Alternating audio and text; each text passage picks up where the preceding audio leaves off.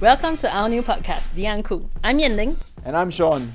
And usually in our usual freelance creative exchange podcast, we talk to professionals about how to supercharge their freelance careers. But after speaking to so many people, we were thinking, how did they get so cool? I mean, in order to achieve their successes and fame, they must have been pretty uncool at a certain point. No matter what kind of successes they have, we get our guests to dish out all the awkward moments that led them to where they are now. Some are even putting the cool in uncool jobs. So let's go talk to the uncools. To be honest, for a few years, I didn't know you were white. Are you serious? Yeah, you were just that voice on the radio like Mary, Jason, and Arno. Okay. Really, And they all, like all the DJs anyway, spoke with an accent. Yeah. So from Alberta to Sembawang, how did you end up from Alberta to Sembawang, Jason? Well, I just jumped from one heartland to another heartland, the Canadian heartland to the Singapore heartland. I'm always on the outskirts, no matter what country I'm in. I never make it quite to the hot spots, you know what I mean? But yeah, I mean, I grew up in Lethbridge, Alberta. I went to university in Edmonton, a place that's even colder and harsher and more isolated than Lethbridge. And then after that, I remember one time I got off at the wrong bus stop, and it was the dead of winter, and it was 40 below. And my girlfriend at that time and I got off at this, we were going to a restaurant, and we got off at a bus stop. And I remember making a vow at that moment that I would leave Edmonton, Alberta. As God is my witness, I will never be snowed upon again. And so I picked like the hottest country I could find after that. And right out of uni, I got a job teaching English in Thailand. And I like to say I learned more Thai than the kids learned English. I was the worst teacher probably in history. And then from there, I came to Singapore to renew my passport. And then I just picked up jobs in advertising and writing little articles. And that's where it sort of started. Random question. Does the term angmo offend you? I mean, how long have you lived here? I've lived here 25 years, I think. Yeah. I think I've only been called an angmo maybe once or twice in 25 years. Serious? Yeah. No way. Really? Oh no, I guess at work and that people say it in sort of a teasing way and stuff. But I've only been called an angmo in like a derogatory way. What I mean to say is like a derogatory way, where like somebody spits it at you. I think that only happened once. But like I'm 6'2" and I'm 220 pounds. So you don't get it. I don't get. I mean, of course, you know. But I mean, not that I'm some tough guy or what, but people think twice. It's really weird, you know, because I grew up in a town where almost everybody was white. It's small town Canada. Almost everybody is white. So I grew up in the majority. When you become a minority, it is a bit different. But what you got to remember is I'm looking out at my eyes, right? And all I see is Asians. My eyes don't look back at me to see this white guy standing amidst all these Asians. So from my eyes, everything's completely normal. I'm amongst a bunch of people because I'm not seeing myself. You know what I mean? And I feel like that's why I feel like a lot of minorities, people's racism might I've encountered racism almost never, like in my time in Singapore. But when you're a minority and you do encounter racism, sometimes, at least from my point of view, it strikes you as strange because it's like, what is he talking about? Because it's like if you're around Asians all the time, I stop thinking of myself as, I don't really go around thinking, I'm white, Asian, I'm white, Asian. You're just like amongst all these people, and you're a person amongst these people, and you're not seeing yourself. You're just doing your and thing. so when somebody is like racist toward you, it sort of snaps you out of yourself. Like the weird thing is, and I wonder, it's probably different for different people in different countries, but I just kind of feel sorry for the ignorant bastard. Like if somebody's racist, I'm like, it's usually some frog in a well who doesn't got much going on. You know what I mean? And that's not true. That's true of every country. You've got the people, like all you people who don't like people from other countries, there's people in other countries who don't like you, you know? And that's the universal truth. And that's when I go back to talking about like the different personalities. Every country will have the same number of racists, you know? Every country will have the same number of do-gooders. Because I really do feel like people are walking around on eggshells too much. I'd rather people, if they want to call me an angmo or whatever, or be racist, just do it.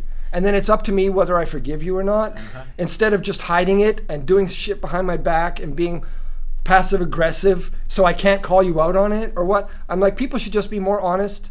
People should be more honest and more forgiving instead of more scared and bottled up. Is even angmo a derogatory term? Do you even look at it that way, or it's I just don't, because it's the thing is, anytime you use race, like everybody does it, but like I say, it really depends how you say it, because you can spit a word. Yeah. What bothers me today is that people are so sensitive that you can't even say a word in love or in fun or with a friend. Oh, right. Or do you know what I mean? Yeah, you can't exactly. even, it's just a word. Yeah. Like, you know, I could use this word, I could use this knife to cut up a nice turkey for you and give you Christmas dinner. Yeah. Or I could take it and stab somebody in the stomach. It's a knife. It's what you do with it that matters. And I feel like it's the same with words. But everybody's terrified now and walking on eggshells because they think if you use the wrong word, your life could be over. Everybody will come down on you like a ton of bricks. So I feel like people are way too. You got to look at the context, but you know that takes brains. So you started off as a film critic here, then.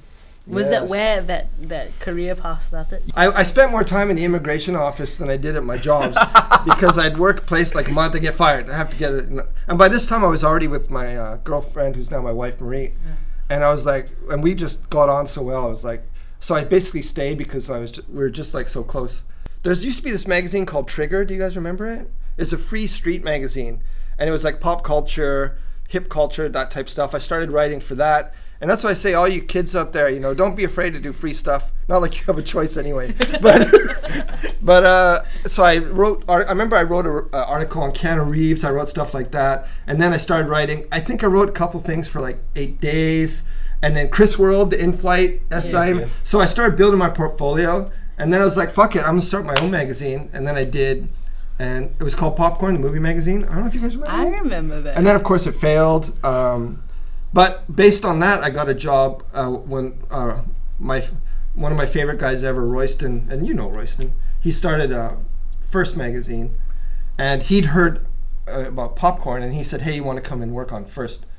And so that's sort of what led to everything else. So it was a slow transition. You know, anytime you're starting to build a career from like scratch, nothing, you know, you got to, it's like you sort of have a goal, but you sort of take a zigzaggy route on the way to that goal. So, do you like where you ended up though? Yeah, I feel like I'm very fortunate. I feel like right now I'm in kind of best case scenario.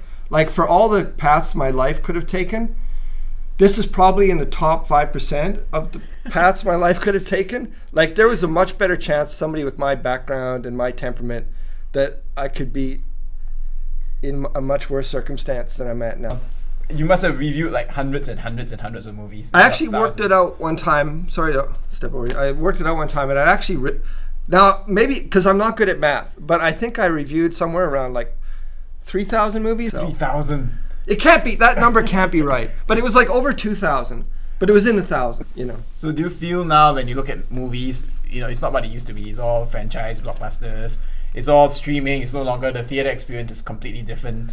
How do you, looking at that now, how does that make you? The thing is, I always kind of hated movie theaters because people don't know how to behave in movie theaters. People talking. I'm like, what was that one by Terrence Malick that just came out and it was with Brad Pitt and it was very serious and it was like he was dead and he hit his son. What was the name of that goddamn movie? It was a beautiful movie. Anyway, the movie is completely silent, but there's some moron like talking through the movie. And so my whole review was just talking about this guy talking during the movie. And I was like, how mentally challenged is the politically correct term? How mentally challenged you have to be to open your big gob and talk during a beautiful movie? I just don't get it. And then, you know, I've almost gotten into fights in movies because I'm the kind of person, especially when I was younger, who would tell people to shut up. One time, there was these guys sitting next to us, and I told them, this isn't a zoo, this is a movie theater. I thought I was going to get jumped. Luckily, I didn't. There was a couple times I've had to tell people to shut up, and then it ruins the movie because you're sitting there thinking, you're sitting there stewing the whole time. Oh yeah. That's true. So when I go to movies, luckily as a critic, I would go to screenings, And then I wouldn't even want to sit around the other critics. I would go sit at the front of the cinema. People always say, why do you sit at the front of the cinema? I say, because you're not at the front of the cinema. Go sit very close to the screen so I could be in my own little world. And just because to me, art is the highest form of communication. Like, it's like, well, it can be, or it ought to be, where somebody's like, this is everything I've experienced, everything I've thought, everything I've felt in my life, and I'm putting it together into this narrative, and I'm giving it to you, and this is what I think, and I want you to receive my message. It doesn't have to be a two-way communication. I mean, the two-way communication is me appreciating and interpreting and you know, getting what I get out of a movie. So that's the way I sort of look at it. And people who don't respect that, even for very dumb movies, it just makes me furious. You know what I mean? So you think that streaming movies is probably one of the better things that have come out in the last couple of years? Yeah, I mean, I know that a lot of people have suffered due to COVID, you know, and I feel bad for the people who got COVID. You know, a lot of bad stuff has happened, but I have to tell you, in all honesty, this has been the best year of my life. Because there's no expectation that I go out. There's no expectation that I socialize. And then I don't feel that pressure that I have to go out and that I have to socialize. I feel perfectly justified staying home all day and watching Netflix. I love Netflix, but I really think I've seen everything. Do you ever get on that thing with Netflix where you sit and just start scrolling? Yeah. And you can go for like an hour, just scrolling and scrolling and scrolling and searching and searching. And then by the time you choose something, I've got no more time to watch it. Exactly. And then you turn it off. Exactly. Like, oh man, I gotta go. My kids are calling me. Exactly. I like movies that have both flash and heart at the same time. So I feel like a movie with heart and no flash, I find it boring. A movie with flash and no heart, I find it boring. So I want to see those two. I want to see visual, you know, fireworks. But I want there to be something going on emotionally. And I don't care really how smart a movie is. I care.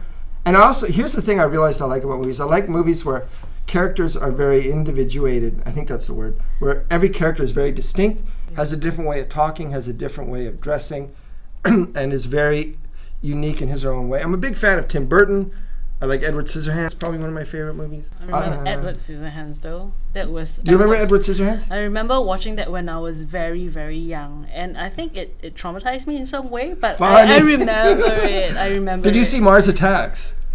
I think so. That was another one by Tim Burton. And here's the funny thing. Yes. I went and showed Tim Burton's Mars Attacks about the Martians coming down, and I thought it was hilarious. And then I showed my 6-year-old kids, and there's one scene where they take a lady's head and put it on a little dog. Oh my goodness. And my kid was like, ah!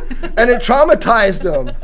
And then I went and I was reading about Tim Burton, and I found out that a lot of parents had done this to their kids, had traumatized them with Mars Attacks. If you look at the Marvel movies, it's all like they're all competent, they're all, you know, well executed, very professional. That's the word.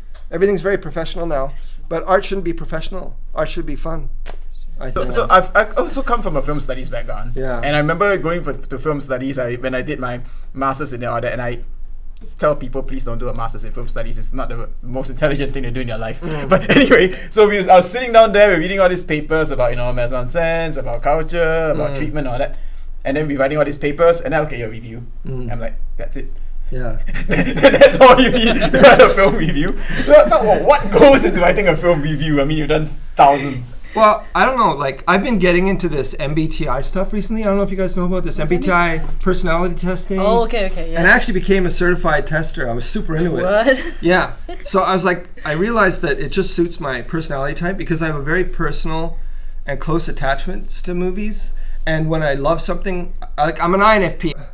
Since I've gotten into this MBTI stuff, this personality testing stuff, it's sort of changed my life. And I've stopped seeing the world in terms of countries or races or sexes or religions or really anything. And I realized that everywhere in the world, there's people who are the same, right? So there's people like me here. There's people like you in Canada. There's not many people like you in Canada. Right? You'll have much more in common with some women than you will with some men. You know, and I think the same goes racially, everything. So I really don't see the world in terms of these sort of divides anymore. Like, of course, cultures can be different, and cultures can try to force you to act a certain way. But the individual that you are is the individual that you are. You might have to conform to a culture that you don't like or agree with, but inside you'll still be whoever it is you are. So I really think that, there's just as many dreamers here as there is in Canada or Hollywood or anywhere. They might be forced by circumstance to sort of do things they don't want to do, or to take certain things into consideration. But that doesn't mean that inside they don't have those dreams and those aspirations and those the love of something. That's kind of the way I think of it. I don't know if you guys know MBTI, but I'm an INFP, and we tend to be the most annoying type, but also because we love things too much and we get too attached to things and to people, and we're constantly disappointed by life. It's a whole thing. Anyway, but I feel like the only secret to my success as a film critic, and I mean, I did work, I built a house based on writing about movies, is that I feel like genuinely I love movies more than anybody else. And when I loved a movie, I feel such a strong personal connection to it.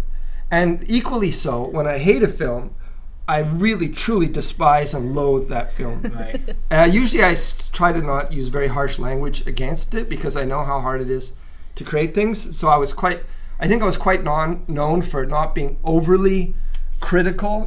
I tried to be generous. I love most films, but the ones I hated, I really hated.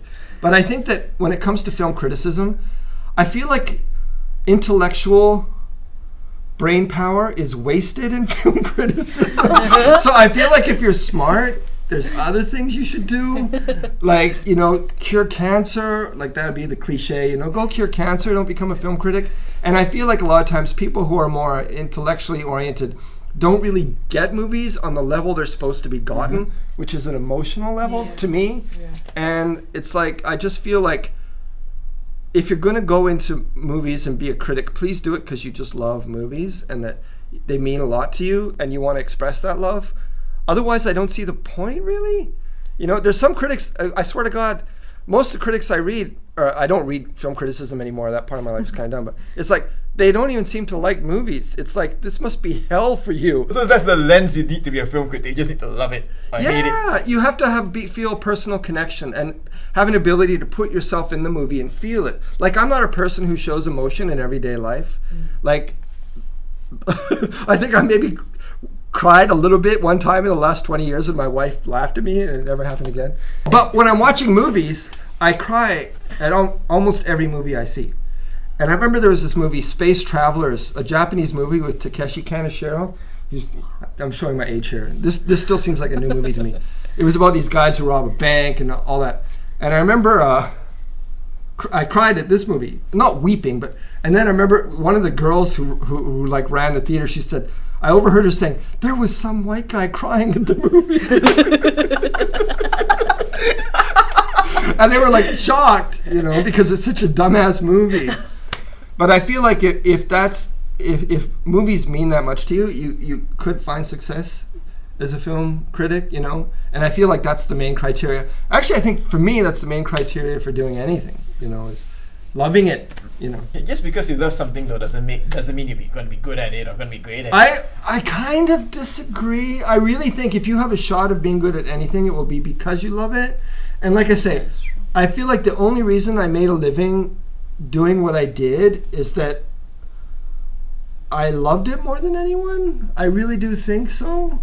Because there's a lot of people who like movies or love movies and they collect this and they collect that. But I really sincerely believe other people would, of course, have their own, I don't know what other people are feeling, but it's like, I just really loved it so much. And it's like, because I loved it so much, when I talk about movies, it's with real sincerity and real respect. And I think that's the main thing. You could love like football or golf and I'd be a very bad player, even though I love it. But you might not be Tiger Woods, but you could be the guy who writes for the golf magazine. You could be the guy that works at the pro shop. You could be the guy who helps design the golf bags or whatever the hell they do. You could be the guy who takes care of the greens at the golf course. Because what it is, you're not in love with the action, the physical action of doing the thing. You're in love with the culture and the aesthetics. I love the greens. I love the goofy little pants. I love the silly little hats. I love the clubs. You don't have to be a pro golfer to be a part of that culture. And I really do think it's a matter of picking your tribe. Like, what is the tribe that you want to be a part of? Now, I went into filmmaking, or I wanted to be in film. I wanted to be in film. I ended up being a movie critic. I didn't end up becoming a great director. But that's okay, because I still got to be in that culture. Yeah. And I still got to enjoy the movies and be a part of that world and read about it. And That's true. without having to be on the PGA tour or whatever it is.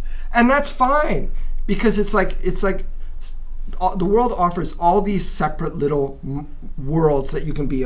What planet do you want to live on? Do you want to live on, the engineering planet where they build bridges and roads and construct things and that? You might not be a top engineer, but maybe you can work in that office with the engineer. Maybe you work in sales, or you're some kind of executive. Maybe you're the guy building the roads, but you're the kind of person who wants to build shit and make the world a better place by building massive construction projects. If you have that in mind, you can be that. Whatever world that you're attracted to, whatever planet you're attracted to, if you love it enough, I feel like you can get there. So it's not, people have too much of a focus on being the top, like, if I can't be Michael Jordan, I shouldn't play basketball. Which is I'm wearing Jordan 13s, by the way, and I can't play basketball. But no, people have this mindset, you suck at basketball. But maybe I could be on the TV station that covers basketball. Maybe I could work at the arena, Maybe I could be the guy who takes care of the equipment or something, Yeah, my ex-boss said, I think we worked in journalism. So he said the best journalists never came from journalism school. They were always, like, say, they love business, and then they became the best business journalists. It's the same idea. Yeah. Because they don't love the journalism, they love the business, and they love that world. They love talking about it. It's like, Yes. this is what I'm going to talk about. I don't care. That's exactly right. And that's a very good insight. And that's exactly right. Because journalism, it's like you have people who are journalists, but they're all living in very different environments, in very different worlds. Yeah. Like the guys at the new paper who covered like the crimes were living in a very different world from me. Like there's guys who'd go down to fucking crime scenes and shit. Yeah. Like that's not, like we're sitting, 100 feet apart from each other, but we're living in different worlds. Whatever dream you have, you can live in the world of that dream, but you might not be the hero of that world.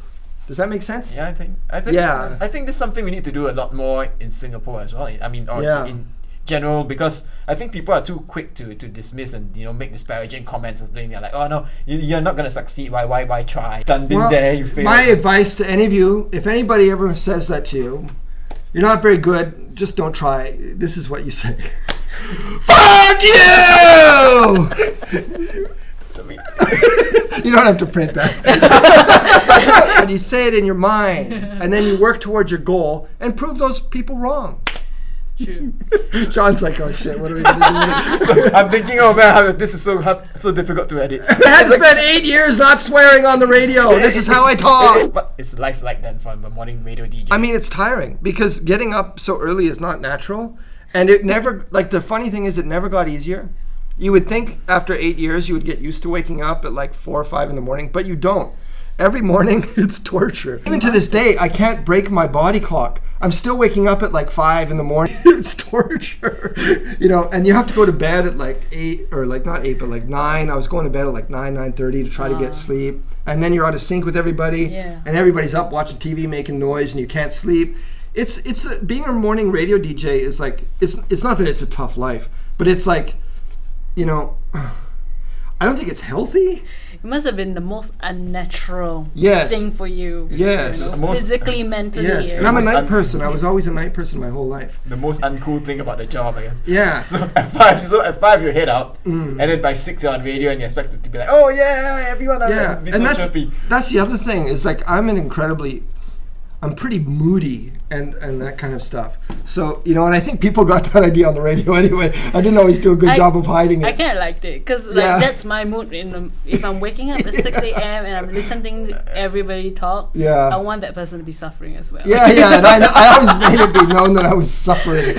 I was complaining. I never had a problem with complaining, So it's like, but the thing is, right, that's the thing. I don't think I was a natural fit. Like you talk about these, like a lot of radio too, is people don't realize a big part of these media jobs is sales.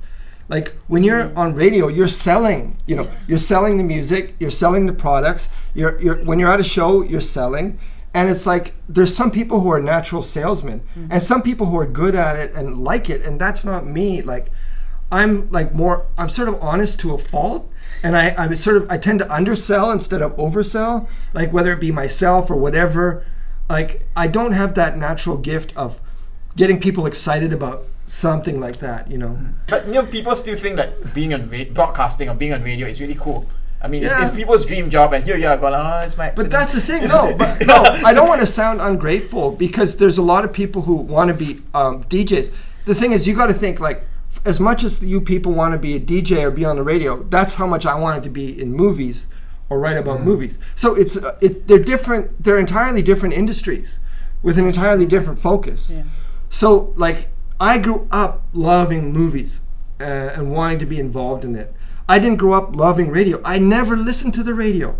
My whole life I listened to records, and then I listened to cassette tapes, and then I listened to CDs, and now like downloading or whatever. But I was always like I'm so finicky when it comes to music that I can't listen to radio because I only like about 1 in 10 songs. Yeah.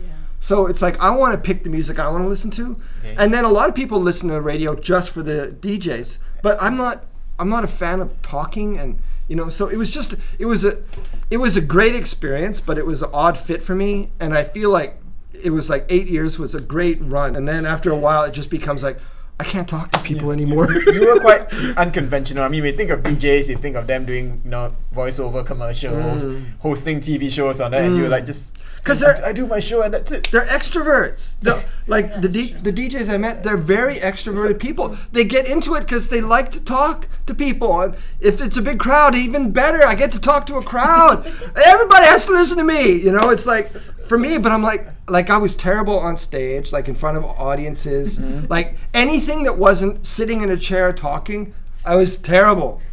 I think the best DJs, they have that sense of playfulness and fun, and that they don't mind doing the other stuff, like the sales stuff and going to events and stuff like that. You know, there's people who are just naturally gifted at that kind of thing, and they make the best DJs. And that's not me. And I tried my best, and I think we had a good show, but I was not able to deal with all the other things that are involved with being a DJ. You know, and there's, because when you have any job, there's always other things involved. But you like know? what? Like going to events and stuff like that. Did you have to go to many events? The thing is, even if I had to go for one in a month, I would dread it. Like, they didn't even want to tell me, like, until like the day before, so I wouldn't spend the whole week upset because I had to go to an event. You can see I'm a real peach to work with. It's good that they let you do your own thing, in a sense. They did. did. It down to too much. They really did. And I worked at SPH for 15 years. 15? That's a good long run. Yeah. But it's like there comes a point where it's like, now I got to do my own thing. And I want to start my own, like, so I'm starting a business, doing this project, trying to build something of my own. And it's like, after, you know, it's like time. There comes a time in your life where you got to say it's time before you're dead. Like, that's the other thing too, is I got really sick a couple years ago. Okay. And I really thought I thought I had bronchitis and I was going to die. And then I ended up getting a bit healthier again, stopped smoking. And now I feel like, now it's like I got another maybe 20, 30 years I want to do what I want to do. You know what I mean? I wouldn't call it a near-death experience, but in my own over-dramatized way, that's how I'm treating it. So what have you progressed on to right now? After that, what have you been up to? So I'm working on with my band, the Shimmer Glimmers, right? I made a few movies, music videos for the first album, and what I realized is that making music videos is it's really hard. No, it's really hard to do it in the physical world because it's like finding locations. Like, it's not a one-man job. Yeah. Sean knows. You do work in this production too. You guys know it's hard work. And you gotta fucking carry shit and like unspool shit and hang up shit and tape shit. And after a while I was like, this is not for me. So what does Shimmer Glimmers do anyway? I mean, what kind of music do you play in? I would describe it as new wave music, reminiscent of early 80s new wave, with a touch. Somebody described it the other day as like this. It's like sort of a synth wave or outrun. It's like it's got a sort of a dreamy quality, a bit of synthesizer, but also drums and stuff. That's my favorite era of music. It's the early '80s new wave, like Blondie, that kind of era, the Police, Duran Duran. Yeah. So my band does that. Not many people care. I released an album a few years ago, and it got a pretty good response. We hit number 2 on the Singapore music charts. So now, since then, I've been doing animation. I picked up a animation course at this company called CG Spectrum, which is great. So what they do is you go online, and then they pair you up with a person who works in the animation industry. It's very hands-on, and you're working with real working professionals. So I've been doing that, and in the meantime, developing my own movie project. So what's the other? You said you were working on a business as well. What part was it? It's tied in with the animation and the music. Oh, okay. So I like that. You said on my Instagram, it says, watch this space. It said watch this space for like 6 months. Yeah. So when the company's all ready and we're ready to release our first product, that will be probably around September, October. Okay. So that's when I'm sort of going to get out into the world again and see what happens. The thing I always say is like the chances of success are so slim. But I think I'd rather be a failure in something I love than a success in something I don't care about as much. And I don't know, that's easy to say, but when you're living in a trailer, drinking your life away, then it's a different story. But when you think of media nowadays, in general, I don't just mean radio or movies or anything. People want things fast. People want things now. That's why we always go get influencers and post so much content quick. And here you are saying, I'm going to go 1 year and I'm going to post my content. Yeah. Do you think that's going to be detrimental in any way for you? The thing is, it's like I feel like I don't think there's much chance of me taking over my KISS fans to the new thing I'm doing because it's so different. And there's no reason that the people who follow me because they like me on KISS, there's really no reason that they would like what I'm doing now. So I'm very realistic about the fact that very few people are going to follow me on this journey from the fans I had before. I'm going to have to start from scratch and build something all over again. I mean, it's nice if any of you want to keep following me and support what I do, I'd be very grateful. But the new thing I'm doing is something very different. And so it's going to be a different audience. And I'm going to have to spend probably years building a different audience. So, I fully expect when I start posting stuff on my Instagram about my new thing in like September, that I'm probably going to actually lose followers, People are like, what is this shit? I'm out, but we'll see. But I think that there comes a point in life, like I paid for my house, my kids are almost through school. It comes a point where if you have the chance to do what you really want to do, you have to try. Yeah. You have to try. Otherwise, what are you doing? So I'm not getting any younger. I've got a little bit of financial security. This is my time. I have to do it. And whether it succeeds or not, I mean, that's kind of almost beside the point. If it succeeds, great. Chances are it'll fail. Whatever. Then you go on to the next thing. I feel this is the best stage of life where this is basically what you're working towards. Yes. I feel you're not working towards success. You're just working towards having the freedom to not care if it succeeds. Yes, that's exactly right. That is exactly right. And when you're older too, you get to that point where you care much less about what other people think. And I mean, it would be nice. The one thing is the money. Like you want to have that financial security so you can continue to do what you want to do. But like I never really cared what people thought.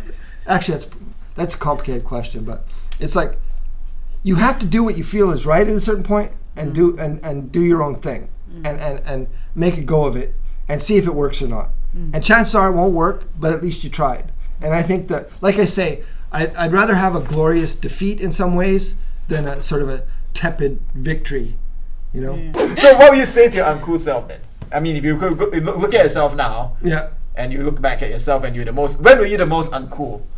You thought? I was never uncool in my own mind. No, the thing is, right, I was always like I always had friends and I always like had my own thing going on and I never really worried sort of where I was relative to what other people were doing as long as I got to do what I wanted to do. And as a kid, I sort of always did what I wanted to do. I feel like that kid, like my whole life has been a process of getting back to being that person I was as a kid before I had to play, before I was corrupted by the world. I had to pay bills, and before I had to compromise. Like, of course, I've had cool jobs, but there's a lot of compromise along the way. So right now, I feel like the person I am right now is the person I was at 15, who is the person in Alberta. Yes, in Lethbridge, who sort of started getting good at drawing, and people sort of noticed a bit, and was, I had my girlfriend that I liked, and we all reading comics and driving around and going to movies. Like, my life is kind of like that now. And it's like, in the old days, we used to have video parties, so nobody even had a VHS player, so you'd have to go rent a VHS player. And so all the kids from the drama club, I was in the drama club. Is that how you got the girls? Yeah, well, my girlfriend was like one of the head girls of the drama club. So that's why you joined the drama club? Yeah, could be, because the first term in drama club, she liked my best friend, and then my best friend sort of cast her aside, and I said, I'm in there! And then that caused a falling out between me and it's a whole story. If you guys want to hear this whole story, it's another story. But she was like one of the heads of the drama clique. And I was actually a letterman in drama when I was in high school. They get letters for sports. Oh, wow. You're right, Sean, I was uncool. What school did you go to? Very supportive in Lethbridge, Alberta, of all kinds of lifestyles. If I met that kid, I would say, it's going to take a while, but, you'll get there, and I'd say you're going to have a pretty kick-ass life. But don't get your hopes up too high. You're not going to be Van Halen, but I'd say don't stress. You're going to have a pretty kick-ass life. It's not going to be the greatest life, but it'll be 95% of what you wanted, and probably 200% more than you deserved. So yeah, that's what I'd say. You want to be as cool as you. What would be the 3 qualities they would need then? Love stuff, Love it and don't give up. Love it and don't give up. Yeah. Wow, that's all my fucking 50 years of life boils down to. I guess that's it. That's not bad. I mean, it could be worse. Well, I wanted to come up with something more original, but that's the best I got. Think about it. A lot of people live their lives without loving it. Yes. Or just giving up. I say most people don't love enough and don't try enough. And I feel like it can lead to a lot of unhappiness. You know what I mean? So you've got to put some emotional energy into life, I feel like, to get anywhere. And if there's no emotional stakes involved, then what's the point? You know what I mean? If there's no like emotional payoff, then really what's the point? So the only way to have an emotional payoff is to have an emotional, this is getting good. The only way to get an emotional payoff is to have an emotional investment. So you have to put. This is how I want to end it, okay? This is what I want to say, right? I remember when I think we all go through our lives watching WWE wrestling at different points when we were a child, and sometimes we revisit it. And I just fell in love with this guy. His name is Triple H. Yeah, Triple H. Hunter Hearst Helmsley, my favorite wrestler of all time. And the thing about Triple H is that, in my opinion, he cared more about winning those fucking belts more than anybody else. And when you've got one guy, and he was in that Generation X, I feel like, to me, that was the greatest. He wanted to win those belts so bad. It meant so much to him on a personal, emotional level. And then he made those belts much more valuable because he valued them. And I feel like the competition got much more fierce because it's like, well, he wants that belt. Fuck him. I want that belt. And so everybody's like, once you put that love and emotion into something, that's what gives it its value. And then once you get it, then you get that payoff. If you don't have that emotional investment, then I don't see the point. So kids, be like Hunter Hearst Helmsley, the big-nosed professional wrestler. Don't give up and marry the boss's daughter. Yeah, marry the boss's daughter. Finally. So for our listeners who want to follow you, and they want to watch this space and they want to follow you, where can they find you on social media? What are your handles? I'm at Jason F. Johnson at Instagram.com. Or no. You don't even know. Don't worry. We'll put it down there. Yeah, then you go. Jason F. Johnson, right? Yes, Jason F. Johnson. On I'm Instagram. on Instagram, but I haven't really been active for about 6 months. I have no idea why you might want to follow me, but if you do, there you can find me there. Yeah. Oh, I want to see it. I Yeah. want to see it. Yeah. Yeah. So your Instagram's not really Insta after all. Yeah. Yeah. I don't know how this technology works. I'm not much of a thinker. Or you can follow my band, the Shimmer Glimmers. You can find us here and there. Chances are you won't like what we do, but it's awesome. If you enjoy this podcast, please subscribe to The Uncool or rate us 5 stars on Spotify or Apple Podcasts or wherever you listen to podcasts. Just search for Freelance Creative Exchange and you can find more episodes of The Uncool or others in our series. And then you click follow. Also, share with us and celebrate the uncool moments by going to any social media platforms and using the hashtag FCEUncool. We want to hear from you, and remember, it's cool to be uncool.